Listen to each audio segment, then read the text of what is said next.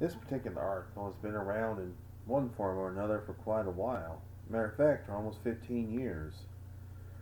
This is kind of what you might consider a so-called review of the was it X Creatures special shooting the Bigfoot, in which they claim the Patterson Gimlin film was most likely a hoax. This is what you might call a review slash response. Copyright 2001. The Patterson Gimlin Bigfoot film, the most important piece of wildlife film ever. December 23rd, 2001. 1, 2, or even 10 accounts of a hard-to-believe event may warrant dismissing the thing, but dozens or more of such testimonies make doubters appear as ignorant fools. There exist thousands of accounts of Sasquatch or Bigfoot, the legendary ape-man of North America.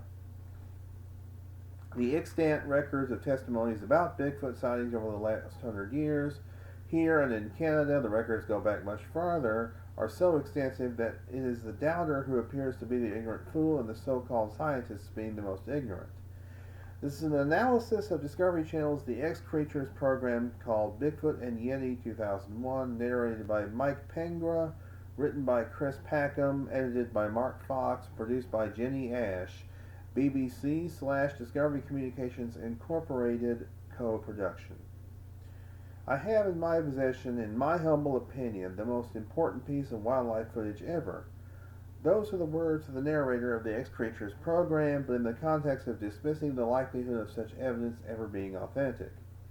I came into the possession of the footage a couple of months ago after my son handed a videotape to me containing, this scribbler believes, near irrefutable evidence of the existence of the famed legendary Bigfoot creature.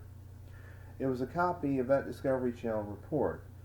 I'm 53, and over the past several decades I've seen still shots from frames of that footage in magazines and books, but not any copy of the running film itself.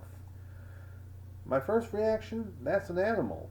But then the narrator of the program had already been dropping negatively biased points of view, which had raised no doubts in me about authenticity, but had raised concerns about the inductive/deductive reasoning skills of narrator, writer, and producer of that show. Now, why would the creators of that documentary plant doubts in the minds of viewers from the get-go? The reason is given near the end of the segment. Narrator: the Bigfoot of legend runs contrary to primate philosophy and the fossil record.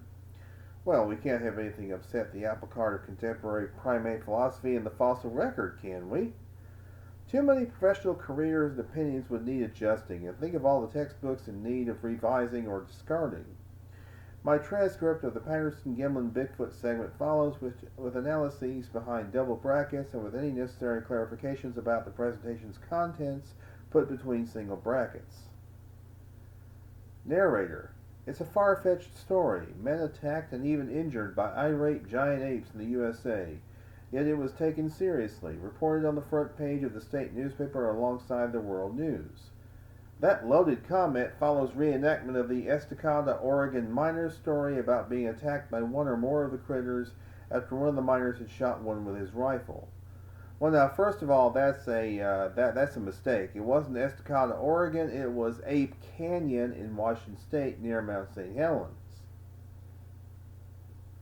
The narrator's intonation leaves no doubt about his intention to cast the story in a negative light. Read Bigfoot researcher John Green's account in his book Bigfoot, 1973, and read John Green's response to this report at the bottom of this page. Narrator: could there really be a giant ape living in modern America?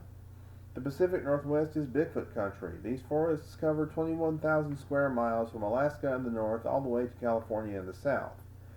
So begins the biased segment of the program dealing with Bigfoot in North America, in which negative bias is made perfectly clear with these words.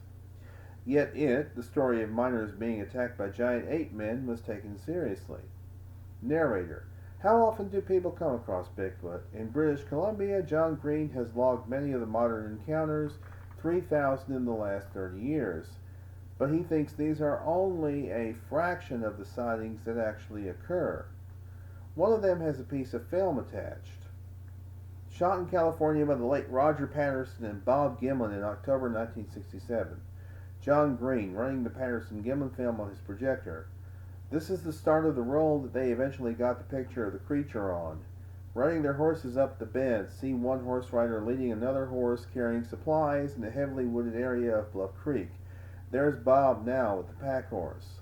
Narrator. It all looks a bit like a home movie, and with just a minute left on the film.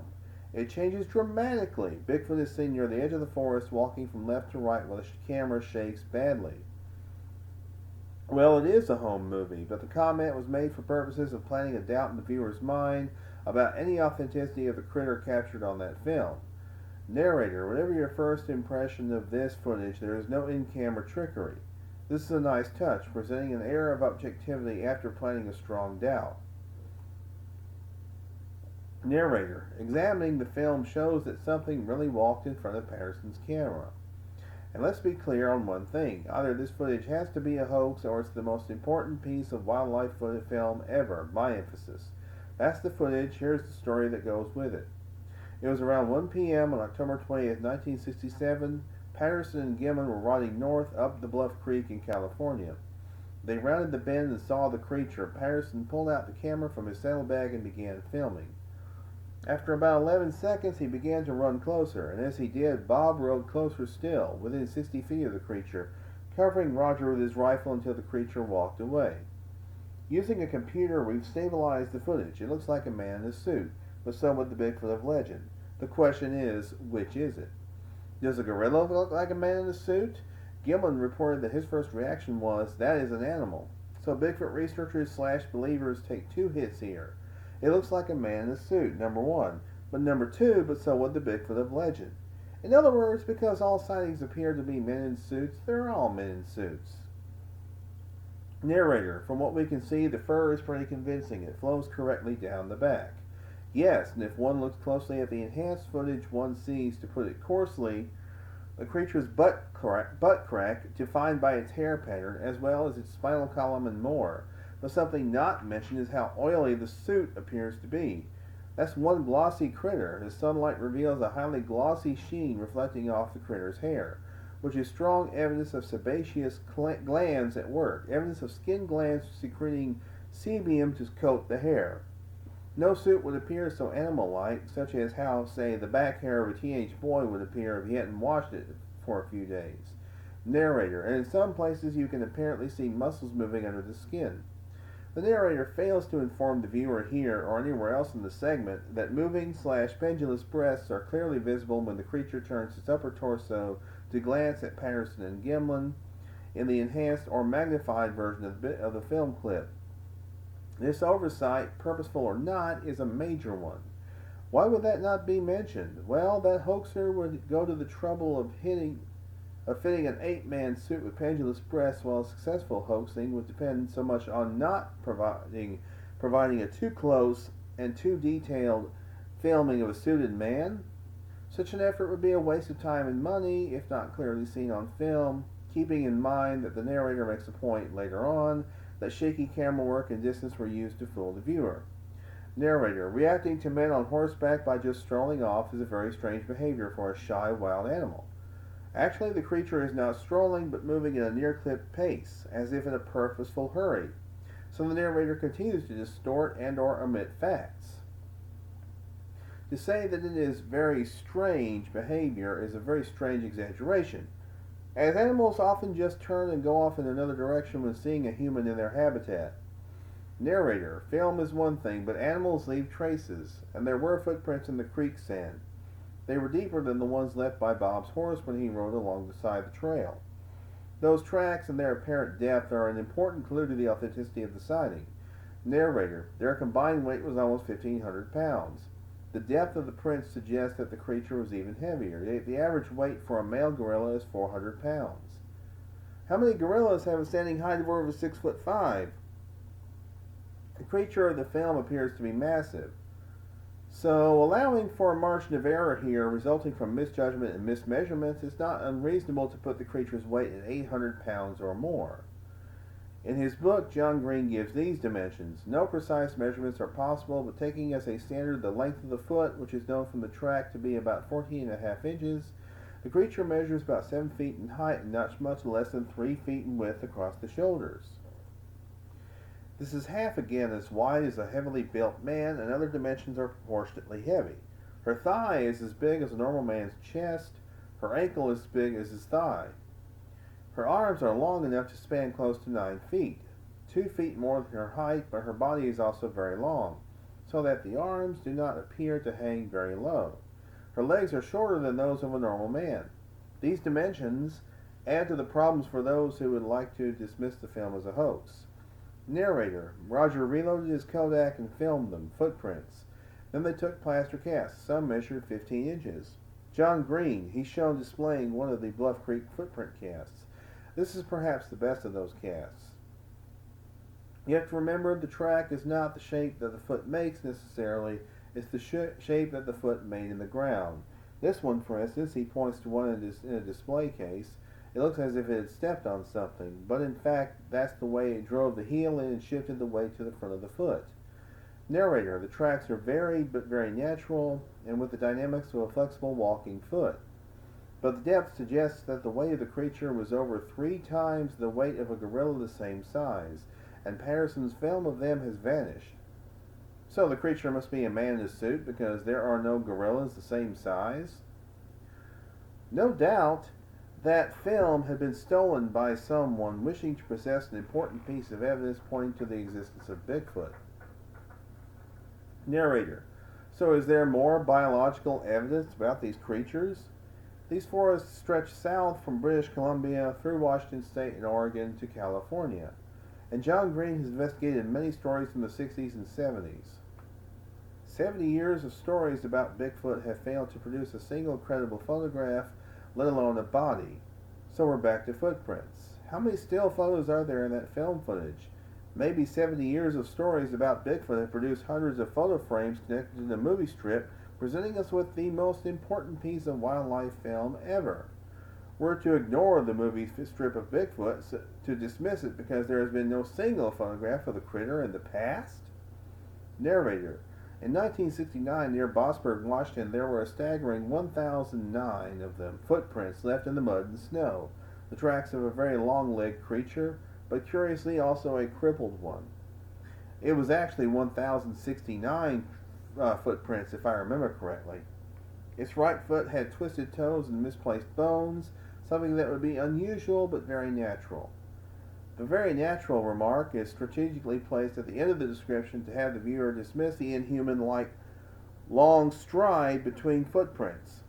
Those long-legged footprints, barefoot in mud and snow and with one crippled foot, point away from human categorization and toward the legendary Bigfoot, as the extant record of such Bigfoot prints is extremely large and compelling.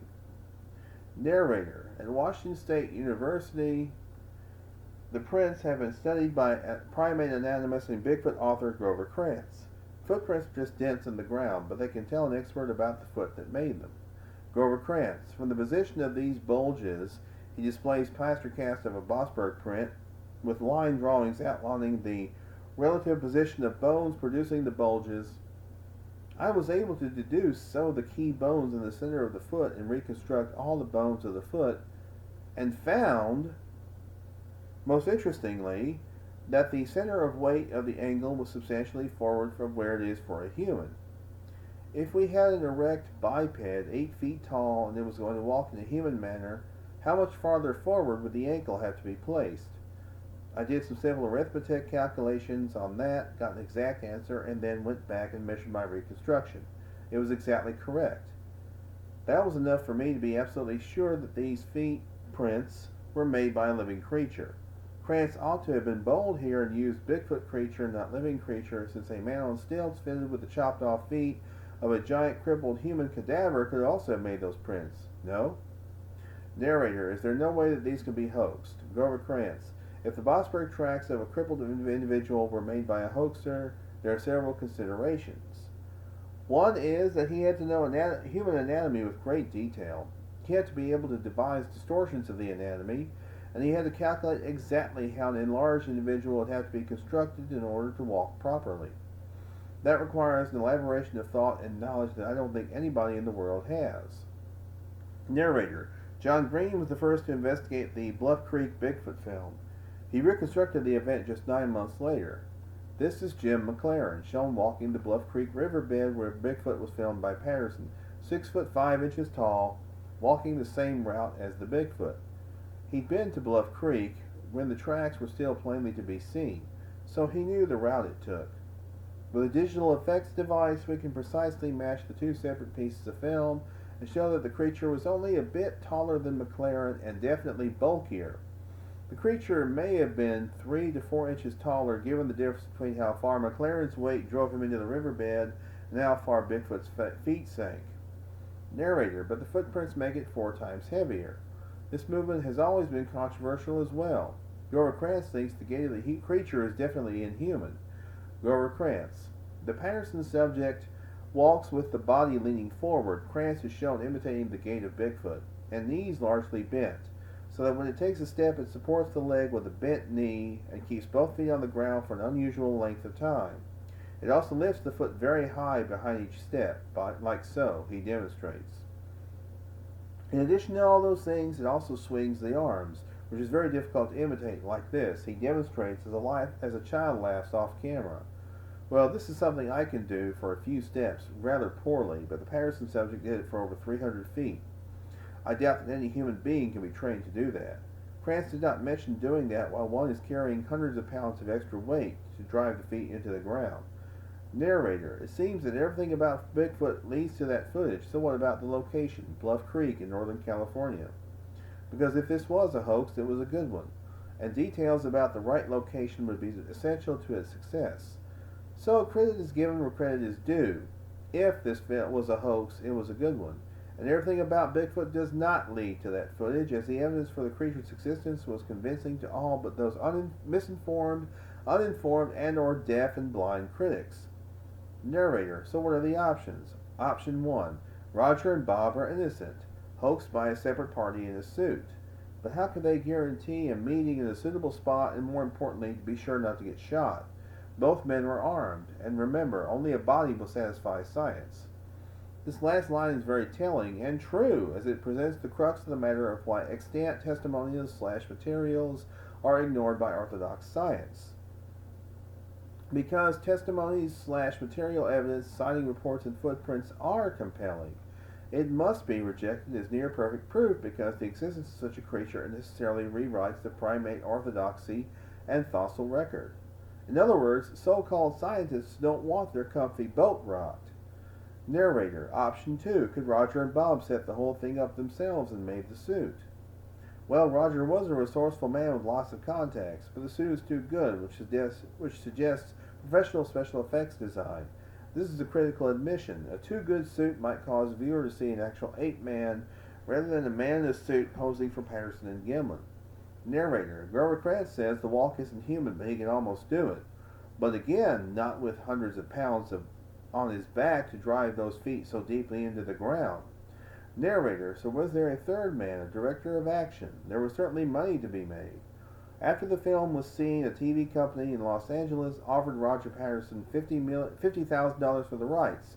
A modern equivalent would be over $250,000. Could Roger have been employed to film the creature, even told to use a partly exposed roll of film and bring Bob Gimlin along to corroborate his story?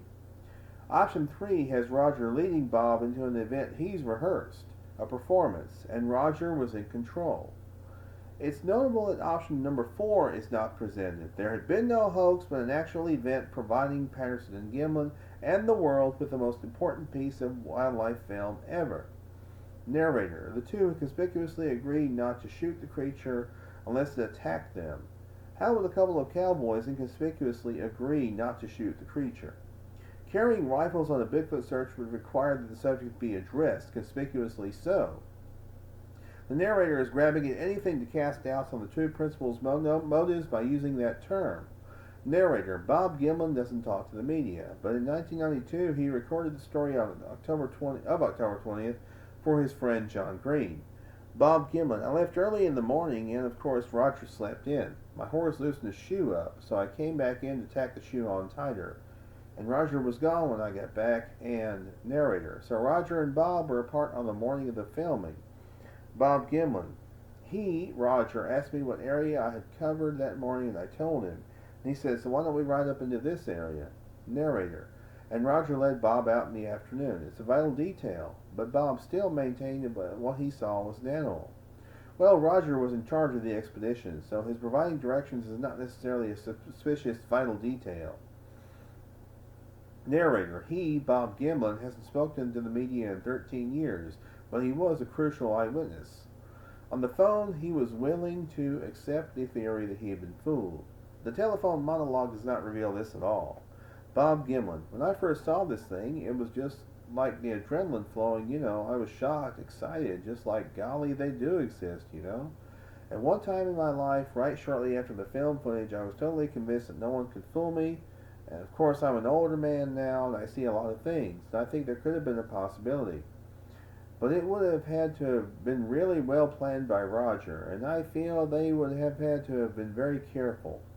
Because I had a 30-06 loaded with 180 grain bullets, and had that thing had turned and rushed me, I would have shot it. So I feel that if that was a hoax, somebody was taking an awfully big chance with their life. In other words, Gimlin doesn't believe it was a hoax, as the narrator suggests above. Narrator. Maybe that's why the creature just walked away. And what a brilliant piece of casting. Honest Bob, the eyewitness. At this point, there isn't any pretense to giving a balanced report on the events of that day. Narrator. So how would the hoax have been created? The first job is to find out more about the suit. In Burbank, California, Optic Nerve Studio specializes in building creatures around people. It's run by John Vulick. John Vulick. In my mind, it's undoubtedly a suit. He's sitting at his desk in front of a TV screen running the Patterson Gimlin film. What would one expect from a man running a Hollywood special effects studio to say? That he believed it to be a real ape man? How many clients would he lose for being so out of it? John Vulick. Generally, what we would build is a two-layered suit. We'd have a musculature underneath where the muscles are actually separate pieces sewn together so they can slide up against each other the way muscles would be on a real person. Then on top of that, the first suit goes on as a separate layer so we get some kind of sliding in between the fur and the muscles. It does tend to look more natural. Narrator. And what about the locomotion? How easy would that be for a man? In my mind, the movements of this creature are nowhere near as dramatically different as a man playing a gorilla or chimpanzee. And you're talking about very, very different body language. Very different style. And so if a human being can master that type of movement, he can certainly master this that much easier. And I think an amateur would be able to achieve this kind of locomotion very easily. It's one thing to play like a gorilla, but quite another to master subtle and unusual movements seen on the Patterson Gimlin film. To walk over 300 feet carrying, say, 800 pounds and drive the feet into the ground while leaning a bit forward, breaking at the knees with each step, lifting up the feet at the end of each stride. A university-trained anatomist, Grover Krantz, explained the difficulty, yet a special effects guy knows best. A lot of expertise is required to make a convincing suit. The Patterson subject's suit isn't just convincing as compared to what John Vulick is about to show the viewer, but stunningly real. It appears like the pelt of an animal rather than something put together. And again, those pendulous breasts aren't mentioned by the narrator. Actor. That's made from a spandex undersuit. He's half dressed in a red ape man suit, showing the padding and other features. And onto that we put real animal hair, in this case yak hair. The yak hair flies everywhere on the suit, like a shaggy dog having a bad hair day. The Patterson subject's hair is well groomed, oily, and showing hair growth patterns natural to an animal's anatomy, as the sun glistening off its back. In one segment clearly reveals natural appearing hair growth down between the back and buttocks. Narrator. What about the body shape? It's simply foam pads sewn with the spandex material to enlarge the collarbone, biceps, the calves, and so on. Then the Patterson subject appears to be all pads, as there is clearly no room for spaces between padded sections. That creature is a massive hulk. Detail is the key, but for Bigfoot, eyes are less important than feet. Yes, let's ignore the massive hulk of the creature and its pendulous breasts and its oily hair, and focus instead on its feet, but not so to explain adequately the deep tracks the critter had made in the ground. If you wanted a greater impression, he displays the bottom of the suit's large feet. You simply put a stiffer material into the bottom. If you want a greater impression, you need more weight on smaller feet. The larger the feet, the shallower the impression per any given weight, depending on soil conditions. The Patterson creature's feet were wide and long, so a great weight would have been necessary to make the Bluff Creek prints. Maybe Patterson and Gimlin had slipped a couple of giant Bigfoot booties on the back hooves of Patterson's horse that had it walking its hind legs using long strides. No? And finally, someone has to be able to work with the suit. One of the things I notice is that as he steps down, he tends to break at the knee. The actor had to have been coached about this trait, as the phenomenon is very subtle to the untrained eye and more notable to a trained anatomist. And if the suit and movement can be reproduced, so can the event. It is not clear that the suit and movement of the Patterson subject can be reproduced. Where is that suit, that state-of-the-art effort in special effects? Why hasn't anyone come forward to take credit for that masterful piece of brilliant suit making? Using the same distances recorded at Bluff Creek, the same camera and lens, and an amateur operator, it's possible to recreate the action in 1967. This is not even close to being a recreation. Off-camera voice, action, a suited actor in the yak hair suit, and a cameraman are shown attempting to recreate the Bigfoot event at Bluff Creek. The most important revelation of this exact recreation is how close Roger and Bob were to the creature. They were right on top of it, which makes the behavior less natural. It walked away utterly unconcerned. Not true, as the creature wasn't strolling, but force-walking away from the two men. And more importantly, it turned to look back and make certain it wasn't being pursued, which action shows concern. Even so, it's conveniently difficult to see much detail on the suit. It's very neat. Well, as Gimlin said, it would have had to have been really well planned by Roger, and I feel they would have had to have been very careful, because I had a .30-06 loaded with 180 grain bullets, and had that thing had turned and rushed me, I would have shot it. Not only is there no detail in the recreation, but there is no oily sheen glinting off the yak hair. And curiously, the suited actor does walk at a near-clipped pace, as if in a purposeful hurry, just like the subject in the Patterson Gimlin film. The whole thing was beautifully designed. Suit, location, camera work. It's a first-rate Hollywood production. One waits for the narrator to begin mentioning the Academy Awards here. Nowadays, a lot of commercials deliberately use confusing, shaky camera work, but they always have an image that sells the product, like frame 354, a frame showing the creature turning its upper body to its right to face Patterson and Gimlin. I'm Bigfoot. Buy me. And millions of people have, opines the narrator. And now there's a strong case that Bigfoot simply doesn't exist. There is no strong case, only a contrived attempt to debunk what scientists fear most, a real challenge to their primate orthodoxy and fossil record. Narrator concludes, the Bigfoot of legend runs contrary to primate physiology in the fossil record, and Patterson's footage is most likely a brilliant hoax. Consider for a moment what putting these two thoughts in the same paragraph reveals. There sit both the ready-made premise and conclusion for producing a program that would purposely slant and or distort evidence supporting the existence of Bigfoot. Narrator, even Bob Gimlin, the only man who saw what Patterson filmed, has serious doubts. Again, Gimlin has aired no serious doubts, but he admitted to the possibility of a hoax, which any reasonable person would do, to avoid appearing the narrow-minded dolt. It's too bad those involved in creating the X-Creatures program couldn't shed their own narrow-minded view. So unless the forests reveal a creature that rewrites the rules of biology, this is the end of the road. And so ends the Discovery Channel segment about Bigfoot and the Patterson Gimlin film. It ends with a closed mind, not the end of the road. Nothing closes a mind more tightly than one's own professional orthodoxy, it appears.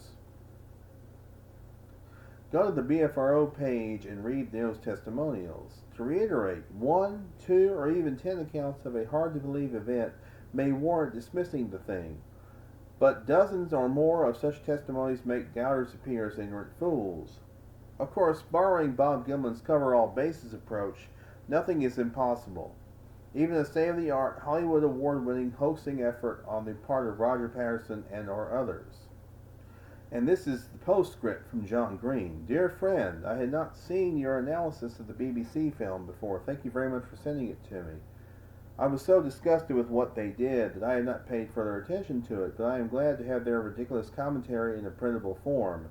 As to your comments, I think you are dead on. I would guess, however, that besides being afraid to stick their necks out in favor of a movie that would upset current primate philosophy, it would not upset the fossil record in any way that I can think of.